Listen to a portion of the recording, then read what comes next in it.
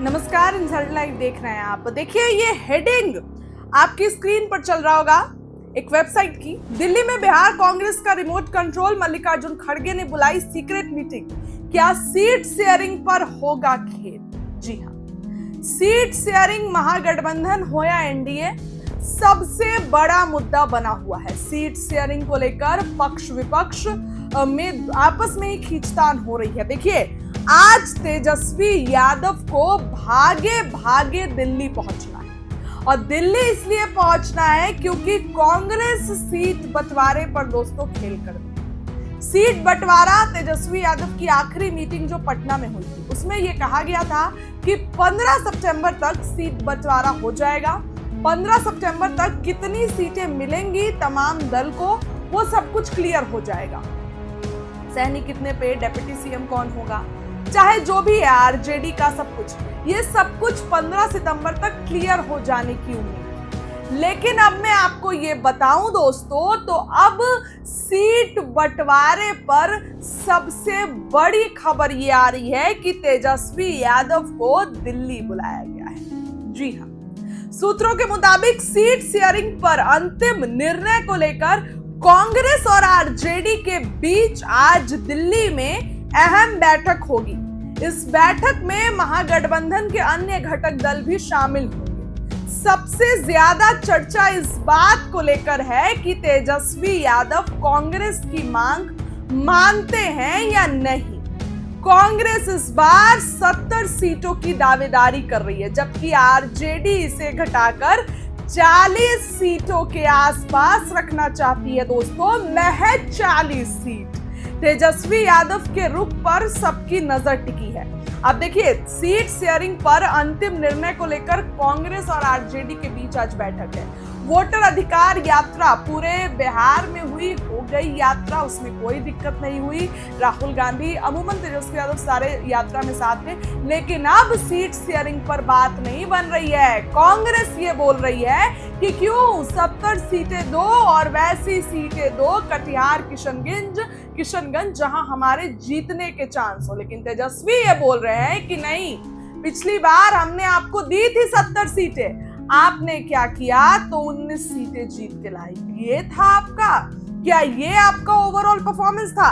वहीं पिछले विधानसभा चुनाव की दोस्तों अगर बात करें तो कांग्रेस और आरजेडी दोनों ने गठबंधन में मिलकर चुनाव लड़ा, इस बार भी लड़ेगी। उस समय कांग्रेस को 70 सीटें मिली थी, जिनमें से पार्टी सिर्फ 19 सीटों पर जीत दर्ज कर पाई। वहीं आरजेडी को 144 सीटें मिली और उसने 75 सीटें जीत के लाई। आरजेडी सबसे बड़ी पार्टी बनी। अगर कांग्रेस का परफॉर्मेंस अच्छा होता, थोड़ा सा लेवल अप होता, तो तेजस्वी आज मुख्यमंत्री की कुर्सी पर होते। लेकिन ये नहीं हुआ, कांग्रेस नहीं जीत के लाई इतनी सीटें। इस नतीजे ने कांग्रेस की कमजोर स्थिति को साफ कर दिया। इस वजह से इस बार आरजेडी कांग्रेस को कम सीटें देने के मूड में है। इसी बीच कांग्रेस अपनी ताकत दिखाने के लिए लगातार सक्रिय है। हाल ही में राहुल गांधी ने वोटर अधिकार यात्रा निकाली थी। यह यात्रा बिहार में कई जिलों से होकर गुजरी। खास तौर पर उत्तर और दक्षिण बिहार के करीब 1 दर्जन से ज्यादा जिलों को कवर किया। इस यात्रा का मकसद कांग्रेस के जनाधार को मजबूत करना और महागठबंधन के भीतर अपनी दावेदारी पुख्ता करना था। आप देखिए, यात्रा हो गई सब जगह, लेकिन जब पटना में यात्रा थी और आखिरी दिन था तो सब लोग आए थे, चाहे मल्लिकार्जुन खड़गे, चाहे रेवंत रेड्डी, तमाम जो है राज्य के मुख्यमंत्री आए, हेमंत सोरेन। लेकिन उस यात्रा में अगर आपको याद हो तो तेजस्वी यादव को पीछे कर दिया गया था। तेजस्वी यादव आगे नहीं थे, तेजस्वी पीछे थे। और पटना में एक ही खबर चल रही थी कि पटना में उस दिन जो पोस्टर लगाए गए थे वो सिर्फ कांग्रेस के थे, या तो कांग्रेस या तो मुकेश सहनी। आरजेडी कहां गई, इस चीज को लेकर काफी खबरें चली और काफी सुर्खियां उठी। तो कांग्रेस भले महागठबंधन में है एक मर्यादा के तहत, लेकिन कांग्रेस ये दिखाना चाह रही है कि नहीं, हम भीख में मांगी हुई सीटें नहीं लेंगे।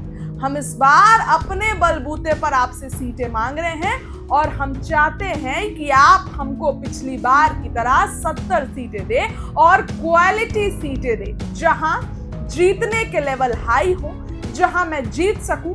यही कारण है कि कांग्रेस दमखम के मेहनत कर रही है, पूरा जोर आजमाइश कांग्रेस लगा रही है। महागठबंधन के अन्य घटक दल भी सीट शेयरिंग पर अपना पक्ष मजबूती से रख रहे हैं। सीपीआई महासचिव डी राजा में हाल ही ने उनका वो बयान आया था कि उनकी पार्टी इस बार पिछले बार से ज्यादा सीटों पर चुनाव लड़ेगी। उन्होंने कहा कि सीपीआई का गौरवशाली इतिहास रहा है और ये एक मास पार्टी है, इसलिए हमें रीजनेबल संख्या में सीटें चाहिए। उनका बयान आपको सुनाएंगे कि क्या कुछ वो कह रहे हैं। उसके पहले बताएं कि बिहार की राजनीति में महागठबंधन का समीकरण चुनावी नतीजों पर गहरा असर डाल सकता है, इसलिए सीट बंटवारे पर सहमति बनना सभी दलों के लिए जरूरी है। आज की बैठक में महागठबंधन के भविष्य की तस्वीर काफी हद तक साफ हो सकती है। क्या कुछ होगा इस बैठक में आपको जरूर बताएंगे। उसके पहले डी राजा क्या कुछ कह रहे हैं, उनकी सभी बातें। From the flood. Where? Tariq Anwar. Where? Yesterday, sir. That I do not know. I have just come to Patna. I do not know. I know there is huge devastation caused by floods in Punjab. Our party is working with a full might to extend relief, rehabilitation to the affected people. That much I know. Here, what happened, I don't know. So Tejasvi Yadav is now confirmed as CM face of India Alliance. Huh? Tejasvi Yadav is now confirmed as CM face of India Alliance. Definitely, he is leader of major party RJD. Last time also he fought and he was deputy CM also. So Maga Gadbandhan is likely to win. In such a situation, Maga Gadbandhan will decide everything on the basis of consensus. And Mr. Tejasvi obviously is one of the faces, and he is the face of Maga Gadbandhan and the future. Ex-MLA called Tejasvi Yadav wife as a Jersey cow. I do not know. I don't know. BJP is continuously raising voices over women's insult. I and do not now- know. BJP has no moral right to speak on such matters, because wherever BJP ruled states, what is going on? The atrocities on women, atrocities on children, atrocities on Dalits, atrocities on tribals, atrocities on minorities, they are all increasing, happening. Everybody knows from Assam to Uttar Pradesh what is happening. So BJP has no moral right to speak on such matters. BJP should do serious introspection. Why such things happening in their ruled states, BJP ruled states? Sir, what is the significance of today's conference? Huh? What is No, the significance of today's conference? Our party is holding its 25th All India Conference, that is Party Congress, in Chandigarh from 21 to 25 September this month. Before that, we are holding all the state conferences. Today it is Bihar State Conference, and day after it will be Kerala State Conference, and almost all state conferences are being held and coming to end. So we are preparing for our All India Party Congress, where we will adopt a political resolution and we will decide our future political course, our primary tasks in the coming days. Tomorrow, Vice President's election. We, the left parties and parties of India bloc, have extended our full support to Justice Sudarshan Reddy, and Justice Sudarshan Reddy is the most deserving candidate in the present situation.